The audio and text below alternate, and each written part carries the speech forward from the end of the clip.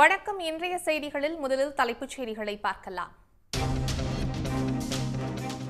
Kaveri delta மற்றும் தென் மாவட்டங்களில் வெளுத்து வாங்கிய கனமழை. சென்னையில் விட்டு விட்டு பெய்த மழையால் வெயிலின் தாக்கம் குறைந்தது.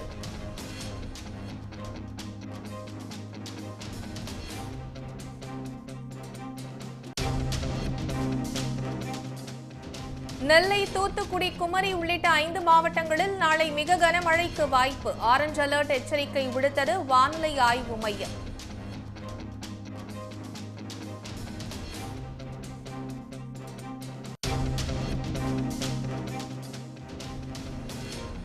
தேர்தல் பிரச்சாரத்தில் வழக்கு பற்றி பேசிய கெஜ்ரிவால் மீது நடவடிக்கை வேண்டும். அமலாக்கத்துறையின் கோரிக்கையை ஏற்க மறுத்தது உச்சநீதிமன்றம்.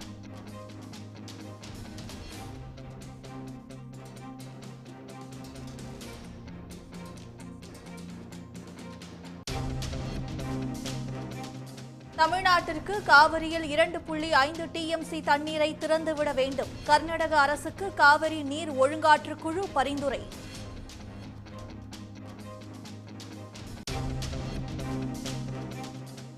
சென்னை ராஜீவ்காந்தி அரசு மருத்துவமனையில் 65 கோடி ரூபாயில் புதிய கட்டடங்கள் கட்ட முதலமைச்சர் ஸ்டாலின் உத்தரவு. 1,12,000 சதுர அடியில் உலகத்தரத்தில் பிரம்மாண்டமான கட்டுமான பணி.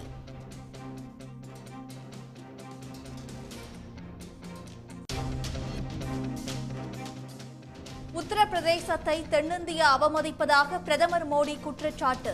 தென்னிந்தியாவில் 130 தொகுதிகளிலும் தேர்தல் முடிவடைந்த நிலையில் சர்ச்சை பேச்சு.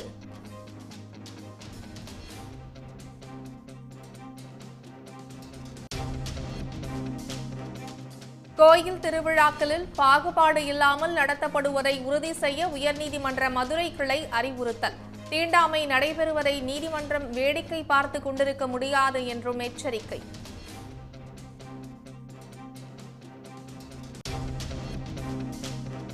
கொடைக்கானலில் நாளை தொடங்குகிறது மலர் கண்காட்சி. மலர்களால் சேவல், மயில் உள்ளிட்ட உருவங்கள் வடிவமைக்கும் பணி தீவிரம்.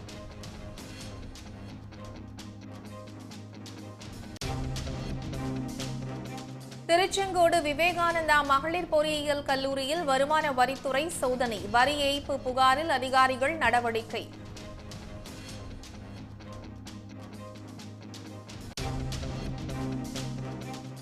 சட்டவிரோத பண பரிவர்த்தனை வழக்குகளில் குற்றப்பத்திரிகை தாக்கல் செய்த பிறகு கைது நடவடிக்கை கூடாது. நீதிமன்றத்தின் அனுமதி பெற்றே கைது செய்ய வேண்டும் என அமலாக்கத்துறைக்கு உச்சநீதிமன்றம் கட்டுப்பாடு.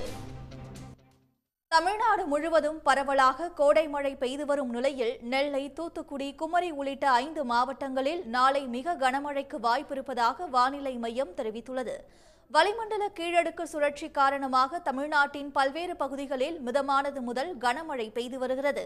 இதனால் வெப்பம் தணிந்து குளிர்ச்சியான சூழல் நிலவி வருகிறது. தஞ்சை மாவட்டம் பட்டுக்கோட்டையில் 1 மணி நேரத்திற்கும் மேலாக கனமழை பெய்ததால் சாலைகளில் மழைநீர் பெருக்கெடுத்து ஓடியது.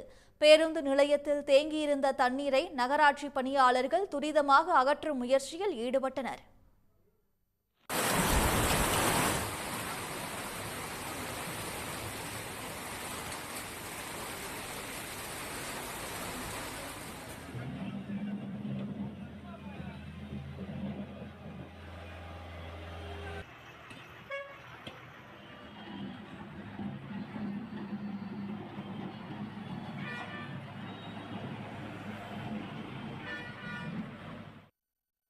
மயிலாடுதுறை அருகே செம்பனார் கோவில் பகுதியில் பலத்த மழை காரணமாக மயிலாடுதுறை தரங்கம்பாடி நெடுஞ்சாலையில் 50 ஆண்டு பழமையான புளிய மரம் வேரோடு சாய்ந்தது. இதனால் அப்பகுதியில் போக்குவரத்து பாதிக்கப்பட்டது. தீயணைப்பு வீரர்கள் மரத்தை அப்புறப்படுத்தும் முயற்சியில் ஈடுபட்டனர்.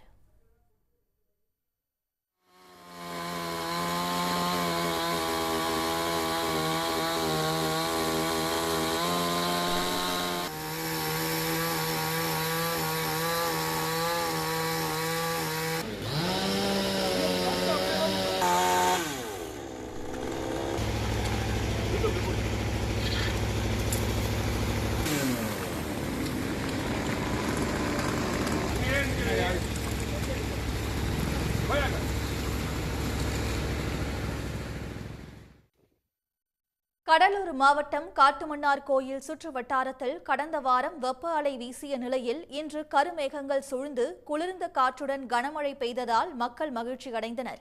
திருவாரூர் மாவட்டம் மன்னார்குடி, கோட்டூர், நீடாமங்கலம் பகுதிகளில் 3 மணி நேரத்திற்கும் மேலாக மழை வெளுத்து வாங்கியது. அதிகபட்சமாக மன்னார்குடியில் 13 சென்டிமீட்டர் மழை பதிவானது.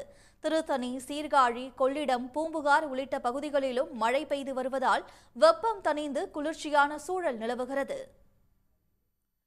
சென்னையில் கடந்த சில தினங்களாக வெயிலின் தாக்கம் சற்று குறைந்திருந்த நிலையில் இன்று காலை முதலே கருமேகங்கள் சூழ்ந்திருந்தன. மயிலாப்பூர், மந்தைவெளி, பட்டினப்பாக்கம், அடையாறு, அண்ணாநகர், வடபழனி உள்ளிட்ட பகுதிகளிலும், அம்பத்தூர், தாம்பரம், பொன்னேரி உள்ளிட்ட புறநகர் பகுதிகளிலும் இன்று அதிகாலை முதல் அவ்வப்போது சாரல் மழை பெய்து வருகிறது. இதனால் வெப்பத்தால் தவித்து வந்த மக்கள் மகிழ்ச்சியடைந்துள்ளனர். யூஸ்வலாக ட்ராவல் பண்ணுறச்சே ரொம்ப ஹாட்டாக இருக்கும். இங்கேருந்து காலேஜ் போகிறச்செல்லாம் ரொம்ப வேர்த்து கொட்டி போவோம். ஆனால் இன்றைக்கி மழை பெஞ்சதுனால கொஞ்சம் நல்லா இருக்குது. ஸோ இந்த சைட் வந்ததுனால பீச்சில் சும்மா கால் நினச்சிட்டு போகலாம் அப்படின்னு வந்தோம். ரொம்ப சூப்பராக இருக்குது. ரொம்ப நாள் ஆச்சு சென்னை எப்படி பார்த்து. ஸோ இன்றைக்கி இவ்வளோ நல்லா ஜில் ஜில்னு இருக்கிறதுனால சூப்பராக இருக்குது. சென்னை வெயில் டைமில் ரொம்ப கஷ்டமாக தான் இருந்தது. பட் ஸ்கின் டிசீஸ்லேருந்து எல்லாமே ஒரு அந்த எரிச்சல், அந்த வேர்வை இருந்துகிட்டே இருக்கும். ஒரு நாளைக்கு 3 வாட்டி குளித்தாலும் பெருசாக எதுவும் இருக்க முடியாது. ஸோ இன்றைக்கி பார்த்திங்கன்னா ரொம்ப ஃப்ரீயாக இருக்குது, மைண்டும் ரிலாக்ஸாக இருக்குது. உண்மையிலே நல்ல சேஞ்ச் இன்றைக்கி. கனமழை எச்சரிக்கை காரணமாக கன்னியாகுமரி மாவட்டம் குளச்சல் பகுதியில் மீனவர்கள் யாரும் கடலுக்கு மீன்பிடிக்க செல்லவில்லை. முட்டம், குளச்சல், தேங்காய்பட்டணம் துறைமுகங்களை தங்கு தளமாக கொண்டு மீன்பிடிக்கும் மீனவர்கள் கரையில் தங்கள் படகுகளை நிறுத்தி வைத்துள்ளனர். கோவை, தேனி, நீலகிரி, திண்டுக்கல், நெல்லை, தென்காசி, குமரி ஆகிய மாவட்டங்களில் இன்று அதி கனமழைக்கான ரெட் அலர்ட் எச்சரிக்கை விடுக்கப்பட்டுள்ளது. அதேபோல தூத்துக்குடி, விருதுநகர், மதுரை, திருப்பூர், ஈரோடு ஆகிய 5 மாவட்டங்களில் நாளை மிக கனமழைக்கான ஆரஞ்ச் அலர்ட் எச்சரிக்கை விடுக்கப்பட்டுள்ளது. ராமநாதபுரம், சிவகங்கை, புதுக்கோட்டை, தஞ்சை, திருவாரூர், நாகை, மயிலாடுதுறை, சேலம், கடலூர், தருமபுரி, கிருஷ்ணகிரி, திருப்பத்தூர், நாமக்கல், கரூர், திருச்சி ஆகிய 15 மாவட்டங்களில் கனமழை பெய்ய வாய்ப்பிருப்பதாக தெரிவிக்கப்பட்டுள்ளது. தமிழ்நாட்டிற்கு காவிரியிலிருந்து 2.5 TMC தண்ணீர் திறந்துவிட வேண்டும் என்று கர்நாடக அரசுக்கு காவிரி நீர் ஒழுங்காற்றுக்குழு பரிந்துரை செய்துள்ளது. காவிரி நீர் ஒழுங்காற்றுக்குழுவின் 96வது கூட்டம் வினீத் குப்தா தலைமையில் நடைபெற்றது. இதில் காணொலி வாயிலாக தமிழ்நாடு, கர்நாடகா, கேரளா மற்றும் புதுச்சேரி மாநில அதிகாரிகள் பங்கேற்றனர். தமிழ்நாடு சார்பில் தலைமை பொறியாளர் சுப்பிரமணியன், காவிரி தொழில்நுட்ப குழு தலைவர் கலந்து கொண்டனர். அப்போது தமிழ்நாட்டிற்கு மே மாதம் தர வேண்டிய 10 TMC தண்ணீரில் 3.8 TMC நீர் மட்டுமே கர்நாடகா தந்திருப்பதாக தமிழ்நாடு அரசு முறையிட்டது. அதனால் எஞ்சிய 6.2 TMC நீரை கர்நாடகா திறந்துவிட உத்தரவு பிறப்பிக்குமாறு தமிழ்நாடு அதிகாரிகள் கோரிக்கை விடுத்தனர். அதேபோன்று ஜூன் மாதத்திற்கு தர வேண்டிய 9.19 TMC நீரையும் தடையின்றி திறக்க கர்நாடக அரசுக்கு அறிவுறுத்த வேண்டும் என்று தமிழ்நாடு அதிகாரிகள் வலியுறுத்தினர். ஆனால் அணைகளில் போதிய நீர் இருப்பு இல்லாததால் தொடர்ந்து தமிழ்நாட்டிற்கு தண்ணீர் திறந்துவிட உத்தரவு பிறப்பிக்க கூடாது என கர்நாடகா தரப்பில் தெரிவிக்கப்பட்டது. இருதரப்பு கருத்துகளையும் கேட்ட காவிரி நீர் ஒழுங்காற்றுக்குழு தலைவர் வினீத் குப்தா மே மாதத்திற்கான 2.5 TMC நீரை தமிழ்நாட்டிற்கு திறந்துவிட வேண்டும் என கர்நாடகாவுக்கு பரிந்துரை செய்தார். இந்த கூட்டத்தில் விவாதிக்கப்பட்ட அம்சங்கள் குறித்து வரும் 21ஆம் தேதி நடைபெறும் காவிரி மேலாண்மை ஆணையத்தின் 30வது கூட்டத்தில் முடிவு எடுக்கப்பட உள்ளது. சென்னை ராஜீவ்காந்தி அரசு பொது மருத்துவமனை வளாகத்தில் 65 கோடி ரூபாய் மதிப்பீட்டில் நரம்பியல் துறைக்கான புதிய கட்டடம் விரைவில் பயன்பாட்டிற்கு வரவுள்ளதாக தமிழ்நாடு அரசு தெரிவித்துள்ளது. தெற்காசியாவின் மிகப்பெரிய அரசு மருத்துவமனையான சென்னை ராஜீவ்காந்தி அரசு மருத்துவமனையில் நரம்பியல் துறைக்கான அதிநவீன வசதிகளுடன் கூடிய புதிய கட்டடம் 65 கோடி ரூபாய் மதிப்பீட்டில் கட்டப்படும் என்று சட்டப்பேரவையில் அறிவிக்கப்பட்டது.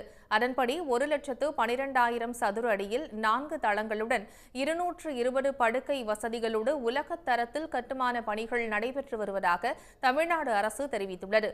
இந்த கட்டடத்தில் தரைத்தளத்தில் நரம்பியல் மருத்துவ புற நோயாளிகள் பிரிவு, நரம்பியல் அறுவை சிகிச்சை புற நோயாளிகள் பிரிவு, கதிரியக்கவியல் பிரிவு, இயன்முறை மருத்துவ பிரிவு போன்ற வசதிகள் அமையும். முதல் மற்றும் 2ஆம் தளங்களில் பெண்கள் மற்றும் ஆண்களுக்கான பொது வார்டுகள், 3ஆம் தளத்தில் தீவிர சிகிச்சை பிரிவுகள் போன்ற வசதிகளுடன் வடிவமைக்கப்பட்டுள்ளது. 4ஆம் தளத்தில் நவீன வசதிகள் கொண்ட 6 அறுவை சிகிச்சை அரங்குகள், அறுவை சிகிச்சைக்கு முந்தைய அறை, மீட்பு அறை போன்ற வசதிகள் இடம்பெறும். அனைத்து வசதிகளையும் கொண்ட இந்த கட்டடம் விரைவில் பயன்பாட்டிற்கு கொண்டுவரப்பட்டு பொதுமக்களுக்கு சிறந்த நரம்பியல் துறை மருத்துவ சேவைகள் வழங்கப்படும் என்று தமிழ்நாடு அரசின் செய்திக்குறிப்பில் தெரிவிக்கப்பட்டுள்ளது. கொடைக்கானல் பிரையன் பூங்காவில் மலர் கண்காட்சி நாளை தொடங்குவதையொட்டி மலர்களால் ஆன சேவல், மயில் உருவங்களை வடிவமைக்கும் பணி தீவிரமாக நடைபெற்று வருகிறது. கொடைக்கானலில் உள்ள பிரையன் பூங்காவில் இந்த ஆண்டு முதல் முறையாக மலர் கண்காட்சி நாளை தொடங்குகிறது. வெளி மாநிலங்களில் இருந்து கொண்டு வரப்பட்ட மலர் நாற்றுகள் 3 கட்டங்களாக நடவு செய்யப்பட்டு தற்பொழுது பல வண்ணங்களில் பல வகைகளான பூக்கள் பூத்து குலுங்குகின்றன.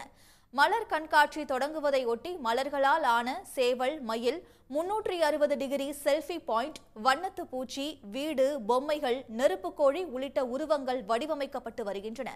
பிரையன் பூங்காவின் நுழைவு கட்டணத்தை மாவட்ட நிர்வாகம் உயர்த்தியிருப்பதால் அவற்றை குறைக்க வேண்டும் என்று சுற்றுலா பயணிகள் கோரிக்கை விடுத்துள்ளனர்.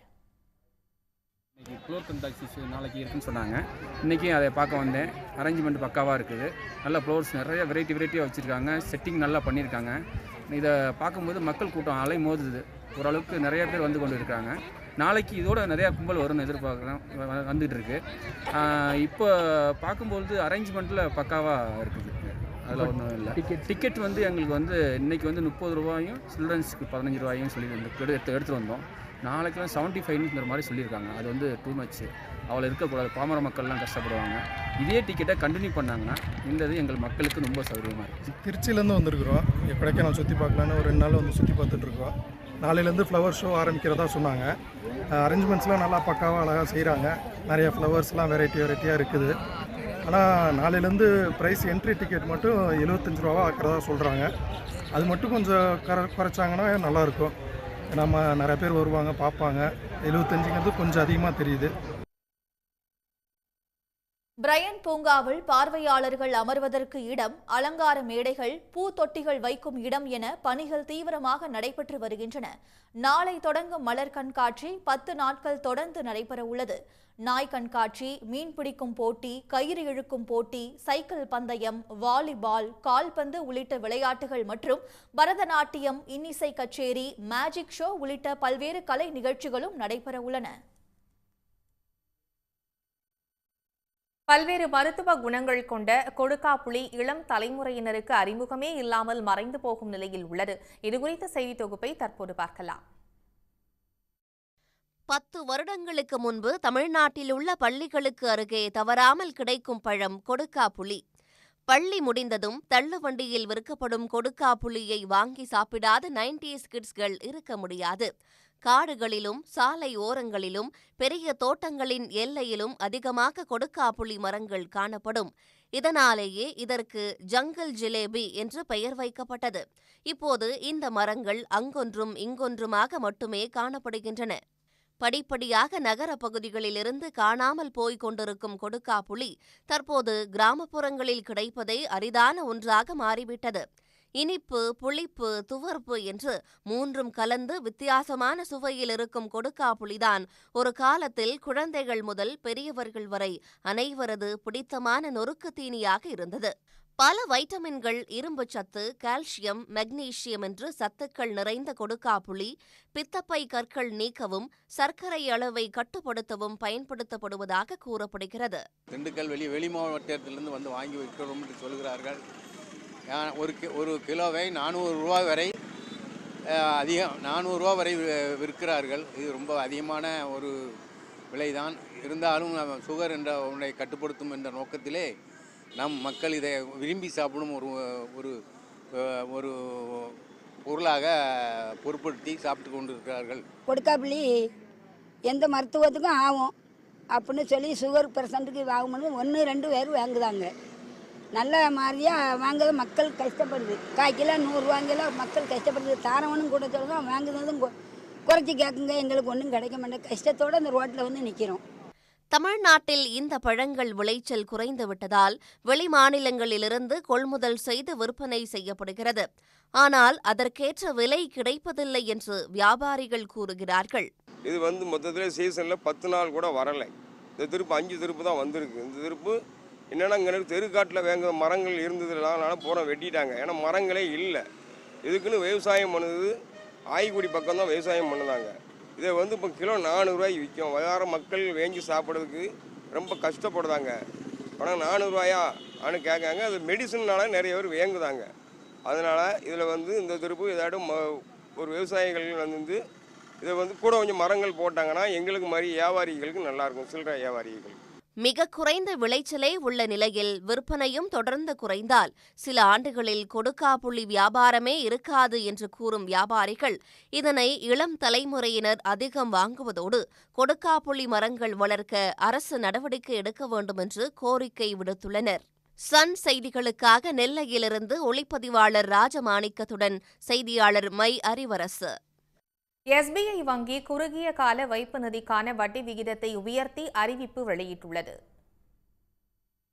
அதன்படி 2 கோடி ரூபாய்க்கு கீழ் 46 நாட்கள் முதல் 179 நாட்கள் வரையிலான காலத்திற்குள் முதிர்ச்சியடையும் வைப்பு தொகைக்கு வட்டி விகிதம் 75 அடிப்படை புள்ளிகள் உயர்த்தப்பட்டுள்ளது. அதாவது பொதுவான மக்களுக்கு 4.75% இருந்து 5.50% மூத்த குடிமக்களுக்கு 5.25% இருந்து 6% உயர்த்தப்பட்டுள்ளது.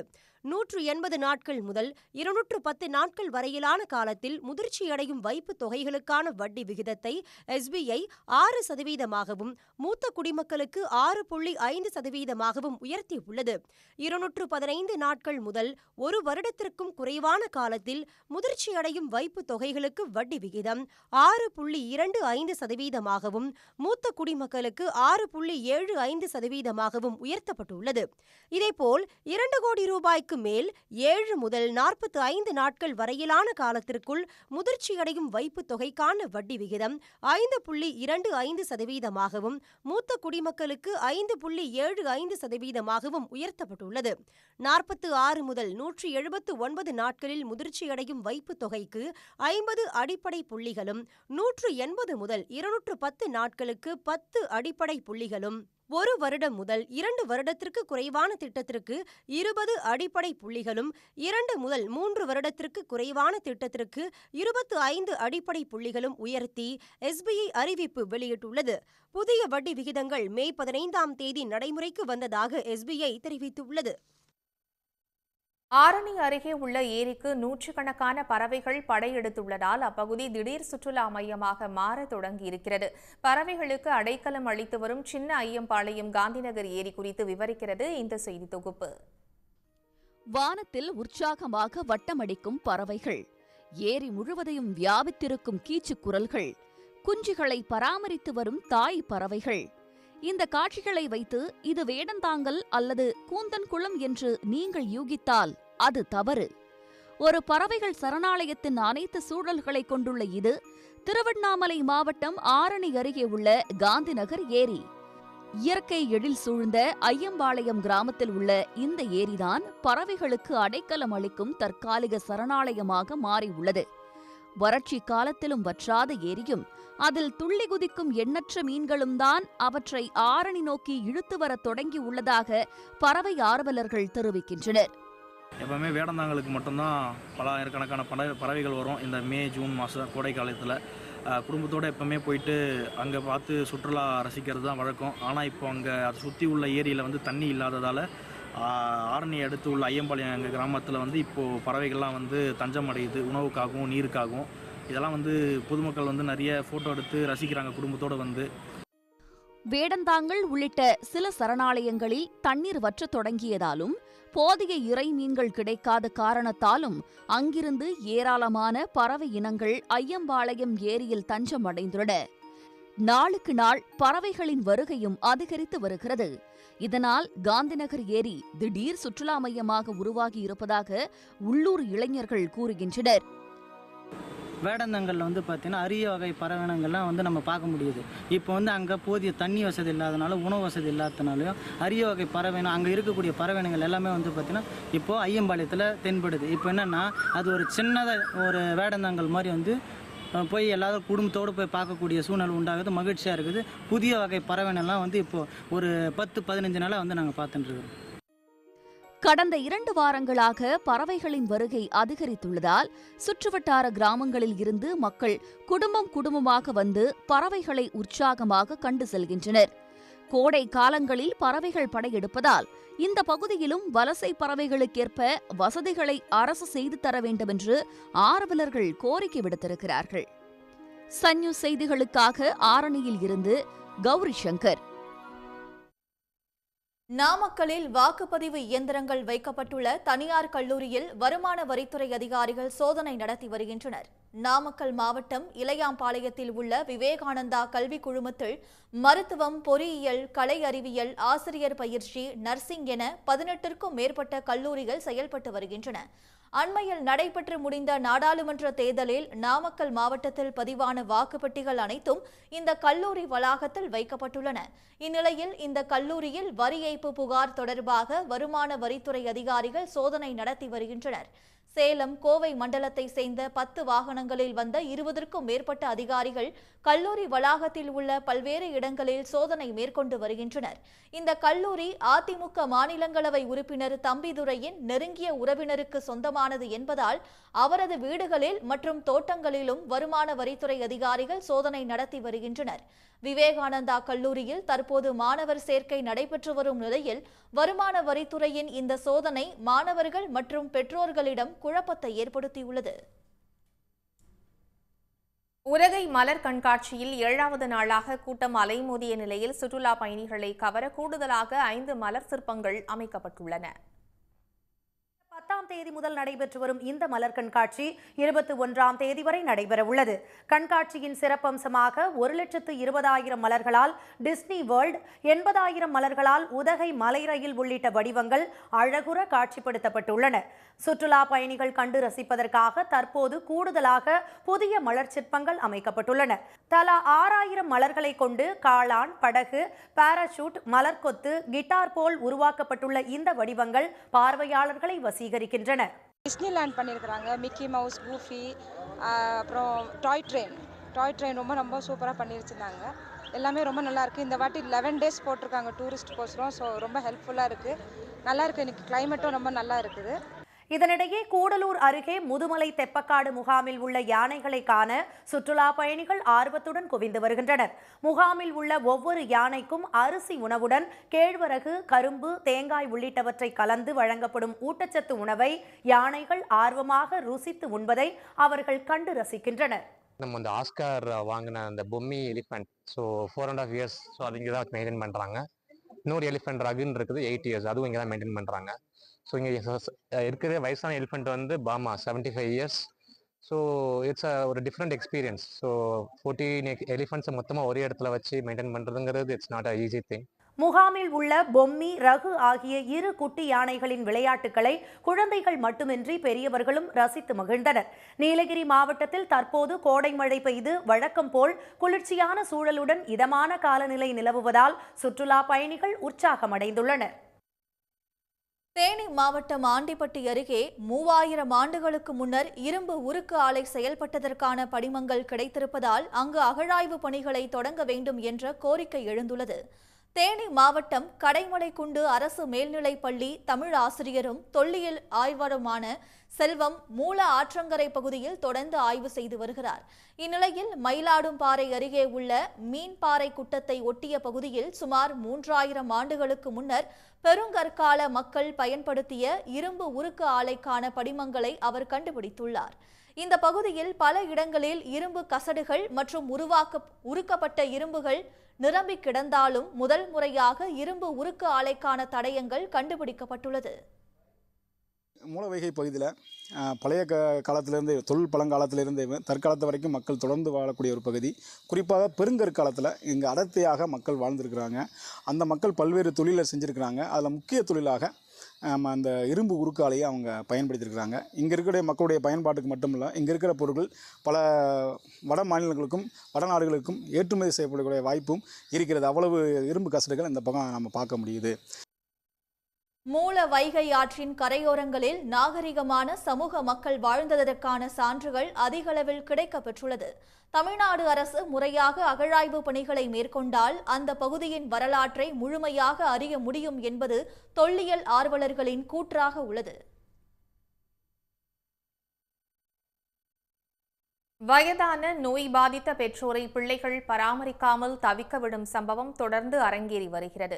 அப்படி தள்ளாத வயதில் தவிக்க விட்டுவிட்டு செல்லும் பலர் இறந்து போனாலும் உறவினர்கள் வருவதில்லை என்கின்றனர் மேல்மலையனூர் கோயில் நிர்வாகிகள். அது பற்றி விளக்குகிறது இந்த செய்தி தொகுப்பு.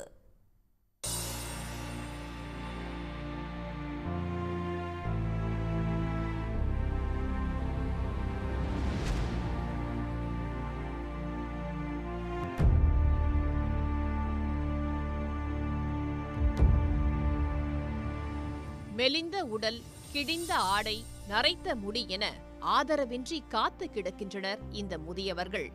4-5 பிள்ளைகள் பெற்று பேரன் பேத்திகளை பார்த்து விட்டதாக கூறும் இவர்கள் கோயில் வாசலில் காத்து கிடக்க காரணம் என்ன?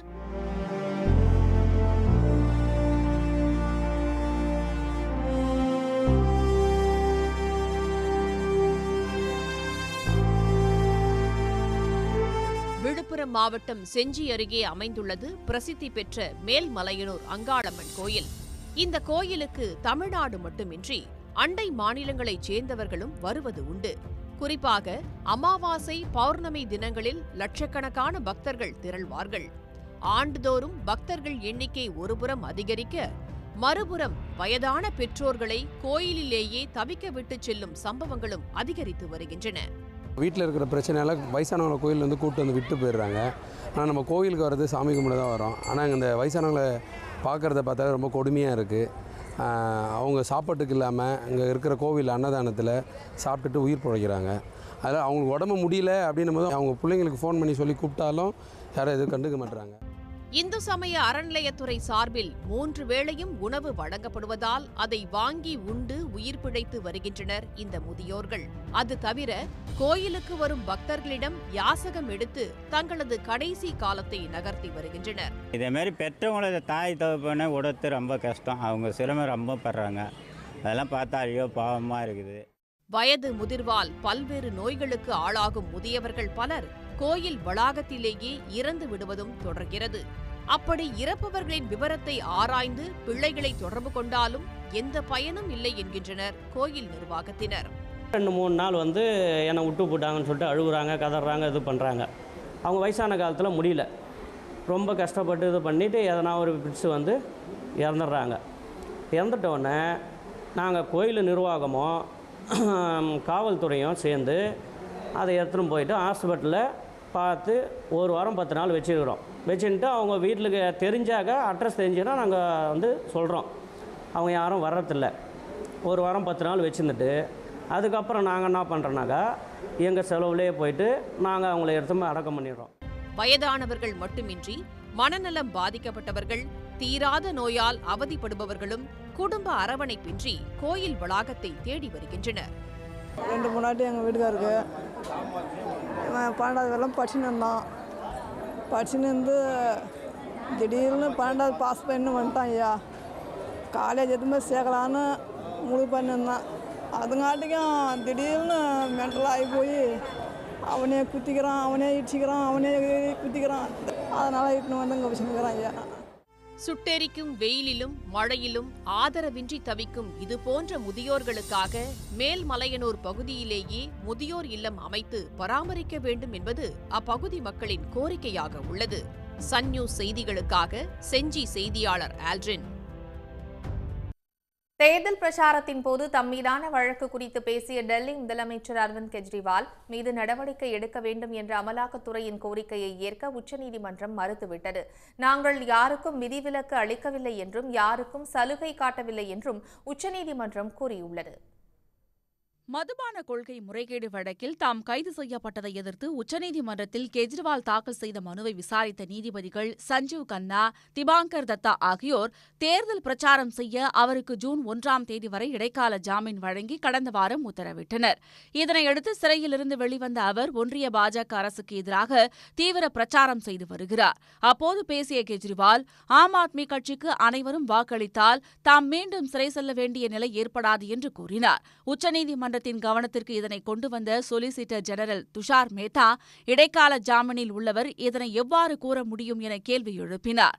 நீதித்துறை மீதான பலத்த அடி இது என்றும் அவர் குறிப்பிட்டார். கெஜ்ரிவால் தம்மை சிறப்பு மனிதராக கருதிக் கொள்வதாகவும் வழக்கு குறித்து எதுவும் பேசக்கூடாது என்ற உத்தரவை மீறி அவர் செயல்படுவதாகவும் துஷார் மேத்தா குற்றம் சாட்டினார். அப்போது குறுக்கிட்ட நீதிபதி சஞ்சீவ் கன்னா, கெஜ்ரிவாலின் அனுமானம் தங்களுக்கு தெரியாது என்றும் தங்கள் உத்தரவு தெளிவாக உள்ளதால் இந்த விவகாரத்திற்குள் செல்ல விரும்பவில்லை என்றும் கூறினார். பின்னர் வாதிட்ட கெஜ்ரிவால் தரப்பு வழக்கறிஞர் அபிஷேக் சிங்வி, கெஜ்ரிவாலுக்கு உச்சநீதிமன்றம் வழங்கிய இடைக்கால ஜாமீன் உத்தரவு வழக்கமானது அல்ல என்றும் சிறப்பு சலுகை வழங்கப்படுவதாக ஒன்றிய உள்துறை அமைச்சர் அமித் ஷா தெரிவித்துள்ளதை சுட்டிக்காட்டினார். அப்போது குறுக்கிட்ட நீதிபதி சஞ்சய் கன்னா தங்கள் தீர்ப்பு மீதான விமர்சனங்களை வரவேற்பதாக கூறினார். வழக்கு விசாரணை நாளைக்கு ஒத்திவைக்கப்பட்டுள்ளது. தென்னிந்தியாவில் உத்தரப்பிரதேச மாநில மக்களை இழிவுபடுத்தி இந்தியா கூட்டணி கட்சிகள் வாக்கு சேகரிப்பதாக பிரதமர் மோடி பேசியுள்ளது சர்ச்சையை கிளப்பியுள்ளது. உத்தரப்பிரதேச மாநிலம் ஜவுன்பூர் பகுதியில் நடைபெற்ற தேர்தல் பிரச்சார கூட்டத்தில் பிரதமர் மோடி பங்கேற்று பேசினார். அப்போது இந்தியா கூட்டணி கட்சிகளின் செயல்பாடு அபாயகரமானதாக இருப்பதாக தெரிவித்தார். உத்தரப்பிரதேசத்தில் அம்மாநிலத்தை பெருமைப்படுத்தி வாக்கு சேகரிக்கும் இந்தியா கூட்டணி தென்னிந்தியாவில் உத்தரப்பிரதேச மாநில மக்களையும் மொழியையும் இழிவுபடுத்துவதாக மோடி குற்றம் சாட்டினார். தமிழ்நாட்டில் திமுகவும், கேரளாவில் இடதுசாரிகளும், கர்நாடகா, தெலுங்கானாவில் காங்கிரஸ் கட்சியும் உத்தரப்பிரதேச மக்களை அவமதிப்பதாகவும் பிரதமர் மோடி புகார் கூறினார்.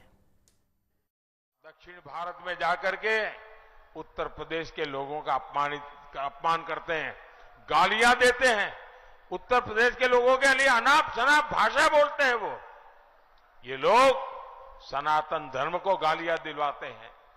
इनके साथ ही डीएमके के लोग हो, केरल में लेफ्ट के लोग हो, कर्नाटक और तेलंगाना कांग्रेस के लोग हो, जब वो दल यूपी के लोगों को गालियां देते हैं तो सपा कांग्रेस वाले अपने कान में रुई डाल देते हैं। क्या यूपी के लोगों को गाली देने वाले इंडी गठबंधन को आप माफ कर देंगे क्या? உண்மையான சமூக நீதியை நிலைநாட்ட தான் முயற்சித்துக் கொண்டிருப்பதாகவும் இந்தியா கூட்டணி கட்சிகள் வாக்கு வங்கி அரசியல் செய்து வருவதாகவும் பிரதமர் மோடி தெரிவித்தார். தென்னிந்திய மாநிலங்களில் உள்ள 130 தொகுதிகளிலும் வாக்குப்பதிவு நிறைவடைந்த நிலையில் பிரதமர் மோடி இந்த பேச்சு சர்ச்சையை ஏற்படுத்தியுள்ளது. சட்டவிரோத பண பரிமாற்ற வழக்குகளில் குற்றப்பத்திரிகை தாக்கல் செய்யப்பட்ட பிறகு சிறப்பு நீதிமன்றத்தின் அனுமதி இல்லாமல் ஒருவரை கைது செய்ய முடியாது என அமலாக்கத்துறைக்கு உச்சநீதிமன்றம் கட்டுப்பாடு விதித்துள்ளது. சட்டவிரோத பண பரிமாற்ற வழக்குகளில் குற்றம் சாட்டப்பட்டவர் ஜாமீன் பெற 2 நிபந்தனைகளை சந்திக்க வேண்டும் என்பதற்கு எதிராக தொடரப்பட்ட வழக்கில் உச்சநீதிமன்றம் தீர்ப்பளித்துள்ளது. வழக்கை விசாரித்த நீதிபதிகள் அபய் எஸ் ஓகா மற்றும் உஜில் பயான் அமர்வு சட்டவிரோத பண பரிமாற்ற வழக்கு விசாரணையின் போது கைது செய்யாமல் குற்றப்பத்திரிகை தாக்கல் செய்யப்பட்ட பிறகு ஒருவரை கைது செய்ய முடியாது என திட்டவட்டமாக தெரிவித்துள்ளது. குற்றப்பத்திரிகை தாக்கல் செய்யப்பட்ட பிறகு ஒருவரை கைது செய்ய சிறப்பு நீதிமன்றத்தின் அனுமதி அவசியம் என்றும் உச்சநீதிமன்றம் கூறியுள்ளது. குற்றம் சாட்டப்பட்டவரை அமலாக்கத்துறை காவலில் எடுத்து விசாரிக்க விரும்பினால் சிறப்பு நீதிமன்றத்தை அணுகலாம் என்றும் அமலாக்கத்துறை கோரிக்கையின் மீது சிறப்பு நீதிமன்றம் ஆய்வு செய்து முடிவெடுக்கும் என்றும் உச்சநீதிமன்றம் தெரிவித்துள்ளது. சட்டவிரோத பண பரிமாற்ற வழக்கில் குற்றம் சாட்டப்பட்டவரை அமலாக்கத்துறை காவலுக்கு அனுப்புவதா வேண்டாமா என்பதை சிறப்பு நீதிமன்றம் தான் முடிவு செய்யும் என்றும் உச்சநீதிமன்றம் திட்டவட்டமாக தெரிவித்துள்ளது. விசாரணையின் போது அமலாக்கத்துறையால் கைது செய்யப்படாதவர்கள் ஜாமீன் பெற பண பரிமாற்ற சட்டத்தின் 45வது பிரிவின் கீழ் 2 கடுமையான நிபந்தனைகளை நிறைவேற்ற தேவையில்லை என்றும் உச்சநீதிமன்றம் தெளிவுபடுத்தியுள்ளது. பங்கு சந்தை வணிகத்தில் பல்வேறு வரிகளின் மூலம் தரகரை விட ஒன்றிய அரசு அதிகமாக சம்பாதிப்பதாக முதலீட்டாளர் முன்வைத்த குற்றச்சாட்டுக்கு பதிலளிக்க முடியாமல் ஒன்றிய நிதியமைச்சர் நிர்மலா சீதாராமன் திணறிய வீடியோ சமூக வலைதளங்களில் வைரலாகியுள்ளது. மும்பை பங்கு சந்தையின் சார்பில் நடத்தப்பட்ட நிகழ்ச்சியில் ஒன்றிய நிதியமைச்சர் நிர்மலா சீதாராமன் கலந்து கொண்டு பங்கு சந்தை முதலீடுகள் குறித்து பேசினார். அதைத் தொடர்ந்து நடந்த பார்வையாளர்கள் உடனான கலந்துரையாடலில் முதலீட்டாளர் ஒருவர் அடுக்கடுக்கான கேள்விகளை முன்வைத்தார். பண முதலீடு, உழைப்பு என எதுவுமே இல்லாமல் பல்வேறு வரிகளின் மூலம் ஒரு தரகரை விட அதிகமாக லாபத்தின் ஒரு பகுதியை எடுத்துக்கொண்டு ஒன்றிய அரசு பலனடைவதாக குற்றம் சாட்டினார். உழைப்பு, பணம் எல்லாவற்றையும் முதலீட்டாளர்கள் செலுத்தினாலும் லாபத்தை வரிகளின் மூலம் ஒன்றிய அரசு எடுத்துக்கொள்வதாகவும் அவர் புகார் தெரிவித்தார். ஒன்றிய அரசு அதிக வரி விதிப்பின் மூலம் தங்கள் லாபத்தை எடுத்துக் கொள்வதை சுட்டிக்காட்டிய அவர் ஒன்றிய அரசை ஸ்லீப்பிங் பார்ட்னர் என அழைத்தார். இதற்கு பதிலளித்த நிர்மலா சீதாராமன், ஸ்லீப்பிங் பார்ட்னர் ஆகிய தன்னால் இங்கே பதிலளிக்க முடியாது என தெரிவித்தது விமர்சனத்திற்கு உள்ளாகியுள்ளது. Madam, I have a very funny question for you. As a broker, when we are putting a trade for retail investor, we are putting you are attracting number of taxes, CGST, IGST, stamp duty, STT, long-term capital gain tax. So today government of India is earning more than the broker. So I am investing everything, I am taking a whole lot of risk, and government of India is taking away entire profit of mine. You are my sleeping partner, I am a working partner with my finance, my risk, my staff, everything. So what do you want to say on this? Sorry, I told Shaina I have no answer for that, but a sleeping partner cannot answer sitting here. சுதந்திரம் பெற்று 75 ஆண்டுகளுக்கு மேலாகியும் சில இடங்களில் தீண்டாமை நடைபெறுவதும் பாகுபாடு பார்ப்பதும் ஏற்புடையது அல்ல என்று உயர்நீதிமன்ற மதுரை கிளை கூறியுள்ளது. வெள்ளபொம்மன்பட்டி கிராமத்தில் நடைபெறவுள்ள கோயில் திருவிழாவில் பட்டியலின மக்கள் வழிபடும் வகையில் நடவடிக்கை கோரிய வழக்கில் உயர்நீதிமன்றம் இந்த உத்தரவை பிறப்பித்திருக்கிறது. திண்டுக்கல் மாவட்டத்தைச் சேர்ந்த சாமிநாதன் உயர்நீதிமன்ற மதுரை கிளையில் தாக்கல் செய்துள்ள மனுவில் வேடச்சந்தூர் அருகே உள்ள வெள்ளபொம்மன்பட்டி கிராமத்தில் பகவதி அம்மன், காளியம்மன், முத்தாலம்மன், மாரியம்மன் கோயில் திருவிழாவில் கிராமத்தில் உள்ள பட்டியலினத்தைச் சேர்ந்த 80க்கும் மேற்பட்ட குடும்பத்தினரை பங்கேற்க அனுமதிக்கவில்லை என்று கூறியுள்ளார். தங்கள் மீது தீண்டாமை வன்கொடுமை நடப்பதாக முறையிட்டுள்ள அவர் வரும் 19ஆம் தேதி நடைபெற இருக்கும் கோயில் திருவிழாவில் பட்டியலின மக்கள் வழிபட அனுமதி அளித்து உத்தரவிட வேண்டும் என கோரியிருந்தார். இந்த வழக்கு நீதிபதிகள் வேல்முருகன், ராஜசேகர் அமர்வு முன்பாக விசாரணைக்கு வந்தது.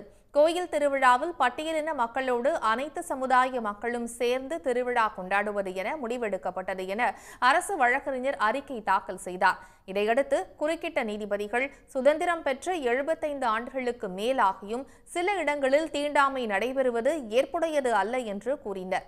தற்போதும் சில இடங்களில் தீண்டாமை நடைபெறுவதை நீதிமன்றம் வேடிக்கை பார்த்து கொண்டிருக்க முடியாது என்று குறிப்பிட்ட நீதிபதிகள் ஒரு மனிதன் சக மனிதனிடம் பாகுபாடு பார்ப்பது ஏற்புடையது அல்ல என்று கருத்து தெரிவித்தார்.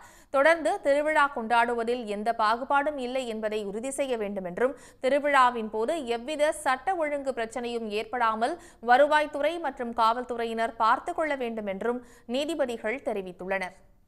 வேடச்சந்தூர் அருகே கோவில் திருவிழாவை அனைத்து சமுதாயத்தினரும் பங்கேற்று நடத்த கிராம மக்கள் ஒப்புக்கொண்டுள்ளனர்.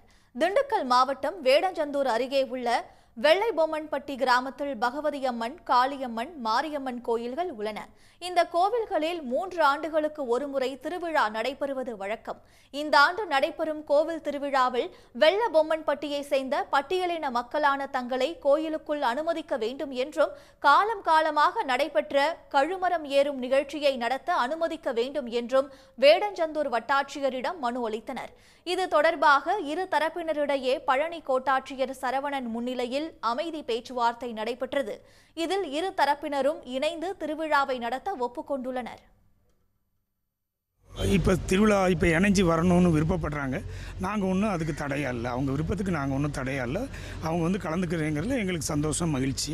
2 தரப்புமே வந்து சுமூகமாக சாமியை கும்பிட்டுக்கிறதுங்கிறதுல நாங்கள் எல்லோரும் சந்தோஷமாக வந்து ஏற்றுக்கிட்டு நாங்கள் ஏகமனதாக நாங்கள் முடிவு பண்ணிவிட்டு இப்போ நம்ம அடுத்து வந்து திருவிழா தேதியை முடிவு பண்ணி ஒன்றா சேர்ந்து நடத்திக்கலாம்.